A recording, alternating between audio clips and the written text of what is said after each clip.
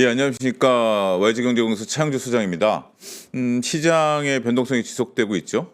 지속적으로 변동 가능성을 5월부터 말씀드려 왔습니다만, 가능성을 말씀드렸을 때만 하더라도 상승 종목보다 하락 종목 수가 많다 하더라도 일부 버티는 종목들이 지수를 버티면서 결국 8천을 찍은 상황이었습니다만, 그 뒤에 이제 변동성이 이제 본격적으로 시작이 됐죠. 지난주 수요일도 말씀드렸다시피 이 변동성은 삼성전자 기준으로 그 4, 5만 원대 형성된 갭 메우기까지도 가능성이 열려 있다라는 점을 말씀드렸고, 그걸 이제 기준점으로 1차적으로 말씀드렸습니다.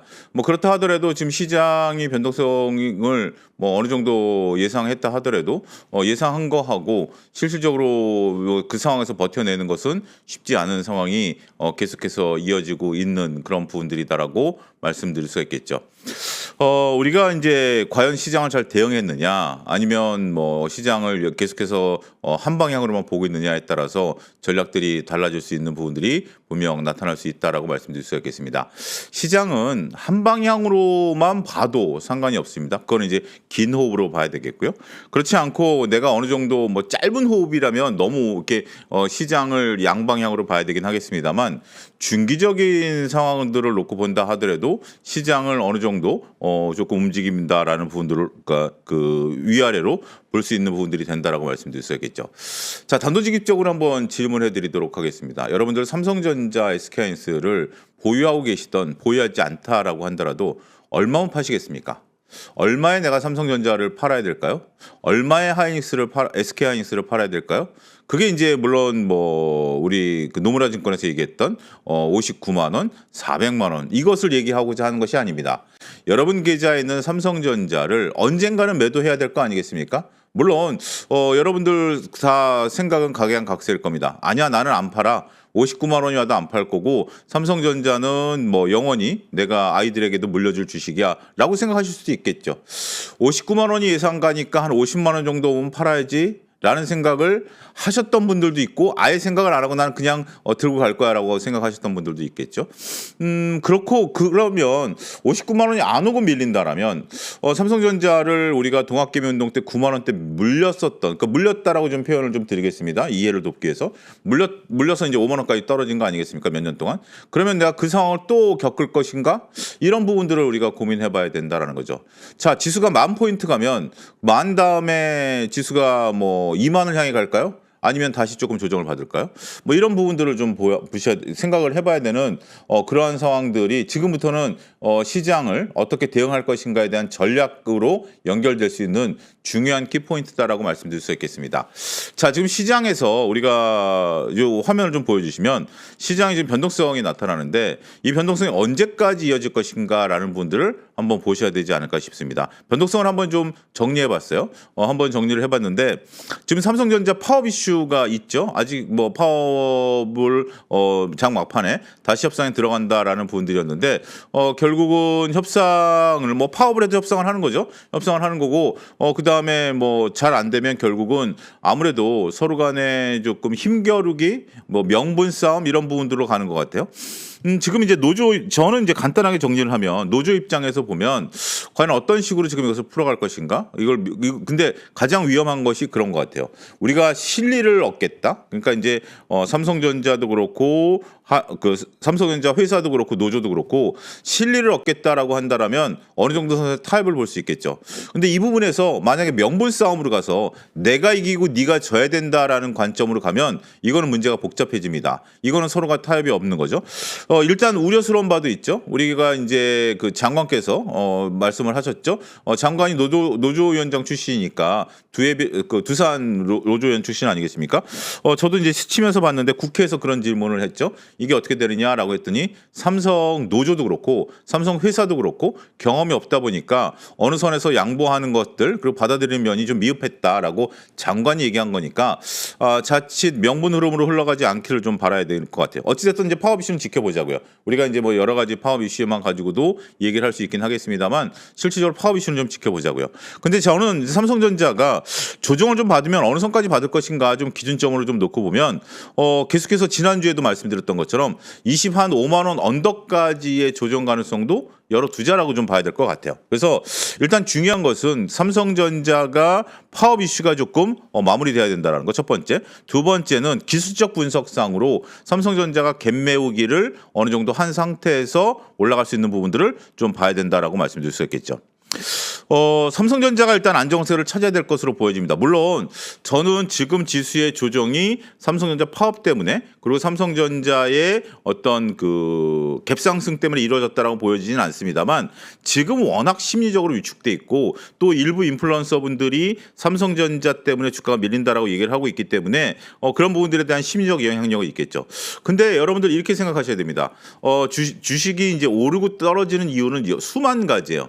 수만 가지 이유로 주식이 오르고 떨어지는 부분들이 있는데 그렇다 하더라도 특정한 어떤 이슈를 통해서 지수가 오르내리고 한다라는 것이 어느 정도 시장에서 공감대, 컨센서스 이런 것들이 형성이 된다라면 그 이슈가 사라지면 시장은 다른 방향으로 전환될 가능성이 있어요. 그러니까 삼성전자가 파업 이슈가 조금 잦아들게 되면 시장은 그 방향을 바꾸는 방법으로 조금 전환될 가능성이 있다라는 거죠. 자, 이제 두 번째는 시중금리입니다. 이제 시중금리가 이제 올라가다 보니까 지금 이제 시중금리에 따라서 우리가 이제 시장이 움직이고 있죠. 시중금리는 실질적으로 기업에 영향을 미치기도 하지만 심리적인 부분들이 있는 것 같아요. 자, 우리가 이렇게 한번 돌이켜보죠. 작년 연말만 하더라도 환율에 따라서 시장이 움직였어요. 환율이 1,400원대에서 1,500원대로 올라갈 때 그러다가 환율이 1,480원에서 떨어졌을 때 주가는 올라가고 그러니까 여러분들 기억나실 겁니다. 그때는 다른 것들 그때는 뭐 우리가 금리 이런 것들 신경 안 썼죠. 금리는 그때 당시만 하더라도 몇 번 인하하느냐 정도였었지 실질적으로 시장을 지배했었던 건 환율이었어요. 환율이 올라가면 주가는 떨어지고 환율이 떨어지면 주가는 올라가고 그런 모습들이었죠. 그러다가 중동 전쟁이 터지면서 어떤 게 시장의 이슈였었죠? 실질적으로 이슈는 유가였었죠. 제가 이제 유가를 보라라고 3프로에서 가장 먼저 말씀을 좀 드렸던 것 같은데 유가가 올라가면 전쟁 리스크가 커지면서 주가는 떨어졌고 유가가 떨어지면 전쟁 리스크 감소라는 것 때문에 올라갔다라는 거죠. 지금 기준점은 그런 부분들에 대해서 금리는 실질적인 부분으로 제가 월요일 날 이제 주린이 코너에서 말씀드렸다시피 이론 요구 수익률 이런 부분에 영향을 미치고 기업에 다양한 영향성을 미친다 하더라도 그런 부분들 말고 심리에 지금 영향을 미치는 거예요. 금리가 올라간다? 일단 주식시장이 좀 안 될 거야 라고 보수적으로 보는 거고 금리가 떨어졌다? 주식시장이 좀 올라갈 거야 라고 보는 거죠. 그런 부분들이 영향에 지금 변동성을 나타내는 중요한 바로미터가 된다라고 말씀드릴 수 있겠죠. 자, 외국인들의 매도세 제가 오늘 다른 방송에서 이런 질문을 받았습니다. 언제 외국인들이 다시 돌아올 것인가? 언제 외국인들이 다시 돌아올 것인가? 라는 질문인데요. 명확히 대답을 드리기 어렵다라고 말씀드렸습니다. 지금 뭐 외국인들이 환율에 따라 움직이는 것도 아니고 이달에만 들어서 외국인들이 약 40조 넘게 매도를 했다라는 그 데이터들을 모으면 한 40조 정도 매도를 했거든요. 그런 것들을 좀 놓고 보면 우리가 이제 외국인들이 40조 넘게 매도를 한 상황이 몇 가지 이유가 있다라는 것은 이제 어느 정도 시장에 알려졌죠. 일단은 보유 비중에 대한 리밸런싱이 나타나기 시작했다라는 것들 첫 번째 이런 것은 다들 공감대가 나타난 거고 그 다음에 이제 우리가 중국의 반도체 기업들이 주가가 올라가고 있는 그런 부분들 때문에 오히려 한국의 반도체 차익을 실현한 것들을 중국 반도체 기업들을 산다라는 거 이런 부분들이 있고 또 이제 스페이스X 상장과 관련해서도 우리가 볼 수 있겠죠. 스페이스X가 얼마에 상장될지는 지금 현재 우리가 최소한 1조 달러 이상으로 상장되는 거 아니겠습니까? 근데 그런 부분들을 좀 놓고 보면 우리가 아람코 상장을 한번 생각해 보셔야 될 것 같아요. 사우디의 아람코가 상장이 될 때 0.8조 달러 정도의 상장을 했거든요. 근데 0.8조 달러 정도의 상장을 했을 때만 하더라도 일단 글로벌 수급이 멈췄었어요. 그러니까 여러분들 입장에서 보면 제2의 삼성전자가 만약에 상장을 한다, 신규 상장을 한다. 라고 하면 여러분들 그 제2의 삼성전자를 공모를 받기 위해서 있는 돈 없는 돈 다 끌어모아서 일단 그 공모 신청하실 거 아니겠습니까? 한 주를 받던 뭐 두 주를 받던 있는 돈 없는 돈 다 끌어모으겠죠. 지금 글로벌 IB들 입장에서 본다라면 스페이스X 주식을 받아야죠. 과거 아람코 같은 경우도 이제 그걸 받아야 되기 때문에 전체적으로 주식을 팔아놓은 돈을 새로 사지 않고 IPO를 위해서 대기를 하던 그게 이제 6월 말에서 6월 초순으로 당겨진 거 아니겠습니까? 초중순으로 당겨졌기 때문에 그들 입장에서 이제 급해진 거죠. 6월 말에 자금을 맞춰놨었던 글로벌 그 투자자들이 6월 초로 자금을 당겨와야 된다 보니까 지금 이제 미국에서도 자금이 조금 빠지고 우리나라도 자금이 빠진다라는 점들을 좀 볼 수 있겠죠. 그런 것들은 이제 지난번 아람코에서도 벌어졌던 일이고 요거는 이제 스페이스X 상장이 끝나고 나면 결국은 이제 분배가 될 거 아니겠습니까? 우리가 증거금 납부를 하고 그다음에 증거금 납부한 다음에 실질적으로 주식 들어오고 나중에 분배 그러면 이제 외국인들 수급이 들어올 수도 있어요. 그런 부분들까지 현재 외국인들 수급은 일단 좀 꼬여 있는 상태다라고 말씀드릴 수 있겠죠. 스페이스X가 뭐 1조 달러 이상으로 넘어가면 미국 내에서 시총 12위권 안에 들어가니까 그런 블랙홀로 작용할 수 있다라고 말씀드릴 수 있겠죠. 여기에 이제 마지막으로 말씀드릴 수 있는 것이 우리가 그 글로벌 헤지 펀드들이 현재 지금 레버리지를 축소하고 있다. 뭐 이런 기사들 여러분들이 보셨을 것으로 보여집니다. 레버리지를 축소한다라는 것은 헤지 펀드가 갖고 있는 레버리지 축소하기 위해 그 이제 빚을 좀 갚는 거죠. 그동안에 주가가 많이 올라왔다라고 생각하는 것 같아요. 뭐 워렌 버핏 생각을 따라하는 건지 마이클 버리 생각을 따라하는 걸 수도 있고 그리고 또 일부 펀드 매니저들 입장에서 보면 자, 여러분들이 이렇게 한번 생각해 보시죠. 여러분들이 펀드를 운영하고 있는데 한 뭐 1조 원 정도 운영하고 있는데 지금 수익이 한 30-40% 났어요. 30-40% 수익이 좀 난 상태라면 내가 이제 수익 난 것의 몇 프로를 보너스로 받게 되는 구조 아니겠습니까? 헤지펀드 같은 경우 회사가 받던 내가 받던 그러면 이 30-40%라는 금액이 단기간에 낮다라고 하면 연간 수익률 따지면 어마무시한 거죠. 그렇기 때문에 그런 상태에서 그 자금들을 확정을 하려고 하는 움직임들이 보일 수가 있겠죠. 지금 만약에 그 트럼프 대통령의 중간 선거가 다가오면서 주식시장 변동성이 생기면 내가 기껏 벌어놓은 것들을 어떻게 된다? 다 까먹을 수 있잖아요. 어느 정도 이제 반납할 수 있잖아요. 그렇다면 지금 뭐 야 AI 모멘텀이 더 간다며 근데 왜 팔아? 라고 하지만 시간이 정해진 돈이라면 내가 고객과 6개월 단위, 1년 단위 계약을 했었던 상황이다라면 일단 불안정한 거가 좋을까요? 안정적인 게 좋을까요? 개인 투자자들 같이 워렌 버핏 같이 내가 10년, 20년 투자하겠다라는 것이 아니라 고객과 내가 약속한 시간이 1년 내에 다가오는 것이라면 확정 짓고 싶은 생각이 들겠죠. 그거는 지난번에 우리가 11월 달에도 벌어졌었어요. 우리가 9월, 10월 달에 외국인 기관들이 사다가 11월 달에 기관들이 어마무시하게 팔았습니다. 11월 달에 외국인 기관들이 판 이유 중에 하나가 그때 당시에 2달 사이에 수익률이 단기간에 급등을 해버렸잖아요. 그러니까 이제 펀드 매니저들 입장에서 보면 자신들의 펀드의 수익률을 11월 달에 확정해서 보너스 받고 12월 달에 인사이동되고 뭐 이런 부분들이었어요. 그러다가 이제 그 수급이 다시 풀리면서 2월 달부터 삼성전자 하이닉스로 수급이 들어온 거 아니겠습니까? 그런 형태의 수급의 변화가 외국인들 매도세에서 나타날 수 있다는 거죠.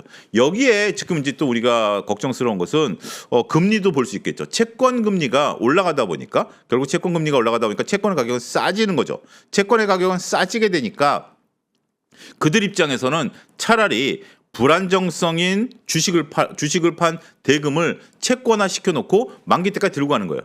자, 지금 이제 올 초에 그 형성된 헤지펀드라고 칩시다. 그러면 지금 우리가 5월 달인데 지금 한 4-50% 수익이 났어요. 왜냐하면 포트폴리오 구성하니까 레버리지를 켜서 이제 4-50% 수익이 났어요. 그러면 그들이 그것을 지금 팔아서 연말까지 채권 들고 가는 거예요.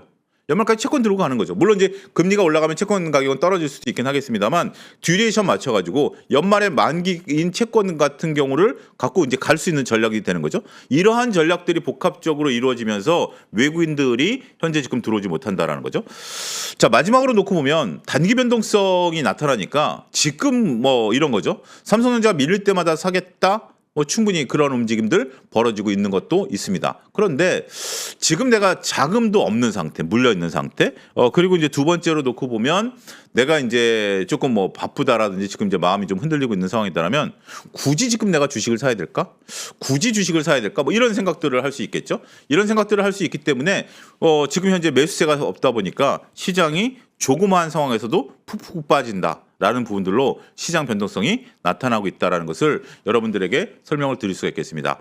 지금 시장은 참 복합적인 부분들인 것 같아요. 뭐 이것뿐만이 아니라 작용과 반작용으로도 설명할 수 있겠죠. 지수가 7천에서 8천까지 단기간에 슈팅을 했기 때문에 그 슈팅에 대한 반작용이 나타났고 이미 한쪽에서는 우리가 이제 상승 종목보다 하락 종목 수가 많으면서 종목을 끌어내렸고 또 포모 현상이 5월 달 들어서 극심해지지 않았습니까? 5월 달 들어서 극심해진 포모 현상들이 현재 지금 다른 주식을 팔아서 삼성전자를 가려고 움직임들이 보이고 있다 보니까 다른 쪽들은 매도가 나오면서 삼성전자 쪽으로 움직이고 있다. 이렇게 좀 말씀드릴 수 있겠죠. 자, 이제 이것이 이제 바로 제가 말씀드리고자 하는 이제 수급의 블랙홀이다라는 개념인데요. 시장이 전체적으로 조정을 받다 보니까 우량주들이 싸지기 시작했다라는 겁니다. 이게 참 우리가 이제 그동안에 뭐 주가가 많이 올라오는 부분들이었습니다만 우량주가 싸진다라는 것이 자, 삼성전자가 30만 원 찍었을 때 극심한 포모 현상이 벌어지지 않았습니까? 극심한 포모 현상이 벌어진 상태에서 우리가 삼성전자를 사고 싶어서 참 안달이었던 부분들이 있었죠. 많은 분들이 제가 이제 그 증권사 있는 피부분들 얘기를 하면서 다른 이제 고객분들이 전화를 해서 주식을 팔아서 다른 주식 팔아서 삼성전자 사라라고 그런 거죠. 근데 이제 삼성전자가 26만 원까지 단기간 좀 빠졌죠. 지금 이제 오늘은 조금 가격이 올라가지만 26만 원까지 조정을 받았습니다. 그러다 보니까 야, 삼성전자가 여기서 조금 더 밀리면 내가 삼성전자 좀 사야 되는 거 아니야? 라는데 돈이 없어요. 돈이 없으면 어떻게 되죠? 그러면 지금 이제 기존에 있었던 주식들을 판다라든지 그렇게 되는 거죠. 또 이제 연말에 배당을 좀 받은 것들도 있고 거기에 이제 또 우리가 다양한 어떤 주식을 리밸런싱하기 위해서 팔아놓은 것들이 있다라면 우리가 삼성전자가 살 수 있다라는 거죠. 자, 이렇게 예를 들어 제가 두 번째 이제 퀘션 마크를 했는데 퀘션 마크.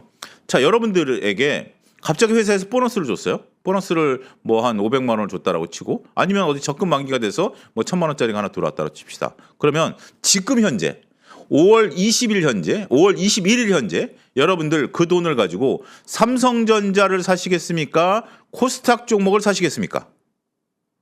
물론 이것도 대답은 다 각양각색이긴 하겠습니다만 많은 분들이 오히려 지금 내가 뭐 한 10% 먹고 빠진다 하더라도 저는 삼성전자 살 거예요. 저라면 지금 상황에서 굳이 코스닥 종목이 많이 빠진 것도 있죠. 그리고 많이 뭐 제약바이오 같은 경우 좀 흔들린 것도 있고 2차 전지도 흔들린 것도 있죠. 그리고 그 중에서 우리가 제약바이오 중에서 똘똘한 놈도 있고 2차 전지 중에서 삼성 SDI 같이 ESS 영업이익이 늘어날 것 같은 것들도 있죠. 그거를 산다라고 결정 내리실 수도 있습니다. 그런데 여러분들, 그러니까 우리가 이제 그 경제학자 케인즈가 얘기한 것처럼 주식투자 미인대회잖아요. 주변에 많은 분들이 코스닥을 살까요? 삼성전자를 살까요? 여러분들의 생각도 있지만 여러분들의 생각과 별개로 주변에 많은 분들이 삼성전자를 살까요? 코스닥을 살까요? 결국 삼성전자를 사게 되겠죠. 그러면 코스닥은 그 수급이 정말 어렵게 내가 쥐어짜 가지고 그 어렵게 돈을 모아서 1000만 원이 들어왔는데 그 돈이 코스닥 수급으로 가가지고 제약바이오도 올리고 2차 전지도 올리고 해줘야 되는데 그 수급이 글로 안 가는 거죠. 삼성전자 오로지 삼성전자로 가는 거죠. 외국인들 팔고 있음에도 불구하고 그러다 보니까 전체적으로 삼성전자가 수급 블랙홀 역할을 하고 있는 겁니다. 근데 지금 이제 수급 블랙홀 역할을 하는 것이 삼성전자. 오늘 같은 경우 지금 현재 장 막판에 효성중공업은 장중에 플러스 났다가 마이너스 났다가 다시 플러스가 났죠. 장 막판 보니까 지금 산일전기도 이제 플러스가 나타나고 있는데 이런 것들이 왜 올라갈까요? 자, 우리가 전력인프라 같은 경우는 4월 달에 급등했어요. 4월 달에 반도체보다 전력인프라가 더 급등했고 5월 초에 삼성전자 하이닉스가 급등하면서 전력인프라가 조정을 받았어요. 그런데 지금 삼성전자 하이닉스가 조정을 받고 있는 상태에서 전력인프라가 가장 먼저 들어준 거죠. 그러면서 이제 영업이익이 그거에 대한 트리거가 됐던 것은 LS 일렉트릭이겠죠. LS 일렉트릭이 연이은 미국에서의 그 수주 소식들이 들리면서 야, 우리가 지금 주가가 움직이고 있는 거지. 주가가 움직이면서 내 마음이 흔들리고 있는 거지. 지금 우리 기업들은 역시 일을 잘하고 있구나. 그러다 보니까 수주가 쌓이고 있고 AI 모멘텀이 사라질까? 금리가 올라간다라고 해서 AI 모멘텀이 사라질까? 데이터 센터의 그런 어떤 공급 부족, 그러니까 뭐 전력 부족이 사라질까? 그건 아니다라는 거죠. 그런 관점으로 놓고 보면서 거기에 저가 매수가 들어오기 시작했다라는 거죠. 작용과 반작용입니다. 오르면 떨어지고요. 떨어지면 올라가게 돼 있는 거죠. 어떤 종목이 이익 모멘텀이 확실히 살아있는 종목들이 올라가기 시작했다라는 거죠. 자, 우리가 동학개미운동과 살짝 좀 비교를 해봐야 될 것 같습니다. 2020년 하반기부터 실질적으로 동학개미운동이 벌어지기 시작했고 그러한 것들이 2021년도에 이제 피크를 찍은 다음에 조정을 받은 다음에 그 다음에 힘을 잃었던 이유 중에 하나가 우리가 이제 몇 가지가 있었죠. 고객탁금이 한 60에서 65조였는데 신용잔고가 거의 29조니까 30조 정도 된 부분들이 그게 이제 2022년에 반대매까지 나왔는데 지금 한 측에서는 신용잔고가 36조지만 고객탁금 130조니까 흔들림이 없는 거죠. 그리고 가장 중요한 것은 누가 뭐래도 삼성전자라든지 우리가 그 전력 인프라가 이익 모멘텀이 살아있잖아요. 이익 모멘텀이 살아있다 보니까 지금 이것이 싼다라는 느낌이 드는 거예요. 물론 전력 인프라 같은 건 PER이 낮은 수준은 아니지만 삼성전자나 SK하이닉스가 PER이 10배가 안 되다 보니까 싸다라는 느낌이 드는 거죠. 그런 모멘텀이 살아있다 보니까 이들이 수급 블랙홀이 된다라는 거죠. 자, 다른 쪽들은 그럼 이익이 안 늘어나나요? 라고 생각해 보실 수가 있겠죠. 전력 인프라는 뭐 말씀드렸으니까 요즘 화장품 좋다는데 요즘 카지노 좋다는데 식음료 좋다는데 이들은 안 늘어날까? 물론 늘어납니다. 근데 늘어나는데 두 가지 안타까운 부분들이 있어요. 첫 번째는 이들이 올라간다고 해서 지수가 올라가는 것은 아닙니다. 이들이 올라간다라고 해서 지수가 올라가는 건 아니고요. 두 번째는 이들도 어느 정도 그동안의 퍼포먼스를 보인 상태에서 또 이런 질문이에요. 이게 뭐죠? 자, 지금 이제 화장품을 계속 살까? 올라온 화장품을 어느 정도 수익을 좀 실현한 상태에서 삼성전자를 살까? 뭐 이런 고민인 거죠. 이런 고민들을 하시는 투자자분들이 많습니다. 그러니까 역시 참 뭐 정답은 뭐 하나예요. 제가 장황하게 설명하지만 삼성전자가 모든 수급을 끌어당기고 있는 그런 상황이 연출이 되고 있다라고 말씀드릴 수 있겠죠. 그 외에 마지막에 이제 기타 상장사들의 영업이익 변화 추이를 놓고 보면 지난번에도 한번 말씀드렸던 것처럼 우리나라 이제 상장사들이 삼성전자 하이닉스를 제외하고 삼성전자 하이닉스가 이제 과연 우리 올해 500조를 벌 것인가 초미의 관심권에 있는 거 아니겠습니까? 그 이상 벌었으면 좋겠어요. 정말 노조 파업을 딛고 일어서서 우리 삼성전자 하이닉스가 500조 이상의 영업이익을 벌기를 기대합니다. 기타 나머지들은 뭐죠? 나머지들은 얼마를 벌까요? 나머지 상장사들이 지금 뭐 우리가 그 뭐 화장품 뭐 이런 거 하다 하더라도 전체적인 영업에 미치는 그 효과, 그 비중, 역할 이런 걸 얼마나 될까요? 드라마틱하게 늘어나는 부분들은 별로 없을 거예요. 그러니까 아직까지 이제 가이던스가 확실히 잡힌 건 아니지만 최신까지 잡힌 가이던스를 놓고 보면 대략 한 200조 대 후반 정도 작년과 거의 비슷한 작년에서 한 10% 정도 업사이드가 열린 것 같아요. 그러니까 토탈리 보면 작년에 한 250조에서 올해 한 270조 정도니까 10% 정도 업사이드가 열린 것 같아요. 그런 정도인데 주가는 어떻죠? 수출주들은 주가가 10% 이상 올랐죠. 수출주들은 주가가 10% 이상 올랐기 때문에 이들이 어느 정도는 차익에 대한 욕구들도 나타나는 거죠. 그리고 우리가 이제 수급 블랙홀이다라는 관점으로 지금 말씀드리고 있는데 자, 여러분들이 종목이 3개가 있어요. 종목이 3개가 있는 상태에서 A 종목이 삼성전자예요. 첫 번째가 삼성전자고 두 번째는 지금 약간의 뭐 30-40% 수익이 난 종목이고 세 번째 종목이 마이너스 20%예요. 세 번째 마이너스 20%면 지금 삼성전자가 갑자기 훅 밀렸다. 삼성전자 확 밀리면 BC를 가지고 내가 삼성전자를 사고 싶어. 더 담고 싶어. 삼성전자 비중이 좀 낮기 때문에 삼성전자 비중을 놓고 싶어. 그러면 가운데 손가락을 팔겠습니까? 끝에 손가락을 팔겠습니까? 그러니까 다시 삼성전자 비중이 낮아요. 근데 가운데 손가락 같은 경우는 어떻다? 수익이 지금 한 어느 정도 나 있는 상태고 마지막 손가락은 수익이 안 난 상태예요. 그럼 어떤 걸 팔죠? 이론적으로는 우리가 마지막 손가락을 팔아야 되겠죠. 근데 현실적으로 그게 그 마지막 손가락, 그 세 번째 손가락을 누르는 순간 내 손실이 확정된 거잖아요. 근데 우리 개인 투자자들이 스스로한테 위안을 삼는 건 팔 때까지 손실은 손실이 아니다. 삼성전자도 9만 전자에 샀지만 내가 5만 전자에 안 팔고 견뎌내니까 결국 수익이 되더라. 이 또한 견뎌내리다라고 견디고 있는 거 아니겠습니까? 그러다 보니까 이제 그 우리가 가운데 손가락을 30-40% 난 건 이익이 났잖아. 이익 난 건 챙겨야지. 증시격언에 이제 그런 얘기가 있습니다. 이익은 스스로가 챙긴다라는 격언이 있기 때문에 이익 난 걸 내가 챙기겠다. 라는 부분들이죠. 그러다 보니까 지금 현재 2차 전지도 삼성 SDI도 올라가다 꺾이고 뭐 달바글로벌도 올라가다 꺾이고 뭐 그런 현상들이 벌어지고 있는 거죠. 이런 메카의 전반적인 흐름들을 여러분들이 잘 이해하시고 그런 것들을 통해서 내가 지금 시장에 있어서 이 수급 블랙홀이 어떤 역할을 하고 있는지를 잘 이해하시면 되지 않을까 싶습니다. 자, 그러면 계좌를 조금 이제 지금 상태에서 고민을 해봐야죠. 그냥 뭐 눈 감고 견딘다라는 것은 저는 조금 조심스럽게 접근을 하셔야 된다라는 거죠. 시장에 변동성이 생겼잖아요. 시장의 변동성은 위기이자 기회입니다. 지금의 변동성은 위기이자 기회다라고 좀 말씀드릴 수 있겠죠. 근데 지금 주가가 빠지는데 무슨 기회야라는 거죠. 주가가 빠지고 있는 상태는 건 위기인 건 맞아요. 지금 이제 위기가 벌어졌습니다. 그 위기를 기회로 바꿀 수 있는 방법은 뭐죠? 계좌를 리밸런싱 하는 겁니다.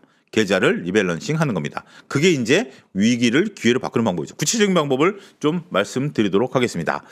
자, 화면을 좀 보여주시면 계좌의 자금이 항상 수익을 창출하고 있는 돈으로 유지가 되고 있는가, 이 점이 중요합니다. 다시 손가락 3개를 들겠습니다. 지금 요거는 플러스가 나오고 있죠. 가운데 손가락도 플러스가 나오고 있죠. 마지막 손가락이 마이너스니까 이거는 수익을 창출하고 있지 않은 거죠. 계좌를 참 답답하게 만들고 있는 겁니다. 내가 1,000만 원이란 돈이 지금 이제 계좌 평가 금액인데 3,000이라고 칩시다. 마지막 3,000 때문에 내 6천만 원 정도만 지금 계좌에서 돈을 벌고 있어요. 자, 내 계좌가 1,000만 원에 10%면 얼마죠? 100만 원이죠. 근데 실질적으로 내 계좌 지수가 10% 올랐다라고 치면 내 계좌가 1,000만 원에서 1,100만 원이 되나요? 아니죠. 1,000만 원이지만 1,060만 원이 되는 거죠. 내 계좌가 플러스가 나오고 있는 것은 두 종목밖에 없기 때문에 내 계좌가 1,060만 원이 되고 이거는 마이너스로 깎아먹고 있다라는 개념입니다. 물론 동등하게 올라간다 뭐 이렇게 디테일하게 따지지 않고 우리가 그 경제학에서 보는 것처럼 단순화시키겠습니다. 단순화시키면 내가 지금 수익이 나오고 있는 종목은 60%밖에 안 되기 때문에 내 계좌가 1,000만 원이 1,100이 되고 그게 1,210이 되고 그다음에 1,340이 되고 이렇게 복리로 늘어나야 되는데 실질적으로 1,060이 되는 거예요. 그다음에 어떻게 되는 거죠? 1,100이 안 되는 거예요. 그다음에 한 번 더 10%가 늘어나도 그렇게 되는 거죠. 그렇기 때문에 내 계좌가 항상 복리로 수익을 내고 있느냐라는 부분들. 우리가 이제 워렌 버핏 같은 경우도 그렇고 많은 분들이 복리로 수익 내는 것들에 대해서 얘기를 하고 있잖아요. 복리로 수익을 내는 구조들을 얘기하고 있는 상황에서 지금 내 계좌가 복리로 지금 막 모든 자원들이 지금 그 수익을 내줘야 되는데 한쪽에서 놀고 있는 애들이 있어요. 한쪽에서 놀고 있는 애들이 있기 때문에 나는 막 열심히 해가지고 계좌를 막 해서 장에 맞춰서 했는데 실질적으로 1,000이 1,100이 되고 1,200이 되는 것이 아니라 1,000이 1,060이 되고 그 다음에 1,100 얼마가 되고 뭐 이런 식이 되는 거죠. 그러다 보면 우리가 이제 책에서 보면 그런 것들 있잖아요. 처음에 미세한 틈이 벌어지다가 이게 나중엔 확 벌어지게 되는 거죠. 확 벌어지게 되는 거죠. 그런 부분들이 발생할 수 있기 때문에 지금 구간에 있어서 우리가 그 수익이 안 나오고 있는 그 종목들에 대해서는 결단을 한번 우리가 고민을 해봐야 된다라고 말씀드릴 수 있겠죠. 내리시라는 것도 뭐 제가 직설적으로 말씀드리지 않고 고민을 해보시라고 말씀을 드리는 거죠. 근데 좀 어려워요. 근데 지금까지 기다렸는데 기회비용이라는 게 있죠. 기회비용이라는 것은 지금 이제 돈을 벌 수 있는데 돈을 못 벌게 하는 게 기회비용이고요. 매물비용 같은 거 지금까지 기다렸는데 지금 와서 팔라고라는 거죠. 그렇지만 우리가 시간도 그렇고 전 시간도 자원이다라는 점을 거듭 말씀드릴 수 있는데 시간도 그렇고 그다음에 우리가 이제 자금도 그렇고 개인 투자자들이 갖고 있는 것이 그렇게 많은 것들이 아니잖아요. 작은 것들 이런 것들을 정말 잘 활용해 가지고 주식을 좀 벌어야 된다라는 거죠. 그렇기 때문에 우리가 기회비용, 매몰비용 이런 거 따지지 마시고 지금 상황에 있어서 내 돈 중에서 돈을 못 벌고 있는 애들을 어떻게 처리할 것인가. 지금 당장 결론 내리시라는 건 아닙니다. 결론이 내리는 건 쉽지 않지만 사람들이 그렇잖아요. 견물생심이라고 자꾸 생각하고 자꾸 거기에 대해 고민하다 보면 어느 순간 결단을 내릴 수 있어요. 정말 처음부터 결단을 내렸다라면 지금 계좌가 그렇게 안 돼 있겠죠. 처음부터 결단을 못 내리셨기 때문에 그런 거 아니겠습니까? 결단을 못 내리셨기 때문에 그런 건데 그런 분들에게는 어느 정도 자꾸 이제 얘기를 이렇게 생각을 하라고밖에 말씀 못 드리겠어요. 그리고 마지막으로 내가 이제 이런 결단을 내려서 계좌를 살리겠다라고 하면 제가 종종 드리는 말씀이지만 새술은 새 부대에 담는 것도 하나의 전략이 되겠다. 세술은 세부대에 담는 것도 전략이 되겠다. 그래서 계좌를 좀 분할하십시오. 제가 이제 2차 전지 같은 경우도 뭐 물타기를 할 때는 계좌를 분할하라고 말씀을 좀 드렸던 건데 계좌 분할을 어떻게 하냐면 여러분들이 키움증권 거래하고 계시면 키움증권에 모바일로 여러분들 그 계좌를 하나 개설하시면 돼요. 뭐 키움증권 거래하고 있는데 삼성증권 거래하라는 얘기가 아니고 뭐 그러면 괜히 뭐 HTS도 복잡하고 뭐 이것저것 복잡합니다. 삼성증권 거래하고 계시면 삼성증권만 그냥 거래하시면 돼요. 그런 것들을 해가지고 세술은 세부대. 그러면 기존에 있었던 그 팔았던 것을 거기서 그냥 사는 것도 방법이지만 새로운 계좌에 그런 것들을 이관시킨 다음에 거기서 매매하는 것도 하나의 방법이 되겠다. 이렇게 말씀드리겠습니다. 자, 그러면 어떤 것들을 팔아야 될까요? 어떤 것들을 팔아야 될까요? 그런 것들에 대한 것들을 한번 같이 고민해 봐야 되겠죠. 지금 내가 갖고 있는 종목, 내가 갖고 있는 기업의 이익입니다. 그러니까 이거 계좌 수익률이 아니고 여기서 이익이라고 하면 계좌 수익률이 아니고 내가 가지고 있는 기업의 이익이 나고 있느냐. 만약에 내가 가지고 있는 계좌에 이익이 나지 않는다라면 이거는 조금 고민해 봐야 되겠죠. 중요한 포인트는 그겁니다. 첫 번째 포인트는 내가 가지고 있는 계좌 A라는 종목에 그 기업에 이익이 나고 있는가? 그다음에 증가 추세인가라는 거죠. 이익이 나는 게 첫 번째고요. 두 번째는 이제 증가 추세입니다. 이익이 나고 있는데 증가가 안 된다라고 한다면 어떻게 접근해야 되겠죠? BNK 증권에서 하이닉스를 130만 원 목표가를 제시한 거 아니겠습니까? 이익률이 꺾인다라는 거기 때문에 그러면 이제 좀 고민을 좀 해봐야죠. 뭐 조금 약간 여유 있게 러프하게 고민해 보셔도 됩니다. 주가가 지금 다 밀린 상태이기 때문에 그런 부분들을 봐야 되겠죠. 이 이유보다 그러니까 첫 번째 이유보다 더 중요한 건 두 번째 이유라고 생각을 합니다. 내가 이 주식을 산 이유가 변했는가라는 거죠. 여기서 이제 그 조금 생각 있으신 투자자라면 좀 당황하실 거예요. 야, 내가 어떤 생각을 샀지? 잊어버리신 분들도 있고, 누가 어떤 인플루언서가 사라 그래서 샀는데? 라는 것들도 있죠. 근데 그 인플루언서는 이유를 댔겠지만, 그보다는 그냥 얼굴 보고 샀다라는 측면도 있을 거고, 뭐 여러 가지가 이유가 있겠죠. 뭐 그렇다 하더라도 실질적으로 내가 이 산 이유가 변했느냐, 안 변했느냐를 보셔야 돼요. 변했다라면, 조금 우리가 그 종목을 이별하는 것도 생각을 해봐야 되죠. 자, 연인 간에도 헤어집니다. 친구 간에도 헤어지죠. 그게 헤어질 때 언제 헤어지죠? 처음에 만났었던 생각, 처음에 들었던 생각, 이런 감정들이 사라졌을 때 헤어지는 거 아니겠습니까? 주식도 마찬가지죠. 뭐 주식을 사랑하라라고 주식과 결혼하지 말라 뭐 이런 격언을 들은 건 아닙니다. 모든 인생사라는 것이 세상 돌아가는 것이 처음 생각이 끝까지 유지가 된다라는 것이 참 어렵다라는 것을 여러분들이 지금까지 나이의 연령층과 상관없이 느끼셨을 거예요. 그런데 주식도 마찬가지예요. 저는 똑같이 생각하시면 될 것 같아요. 주식도 변합니다. 어떤 게 변하냐? 내 생각이 변할 수도 있고요.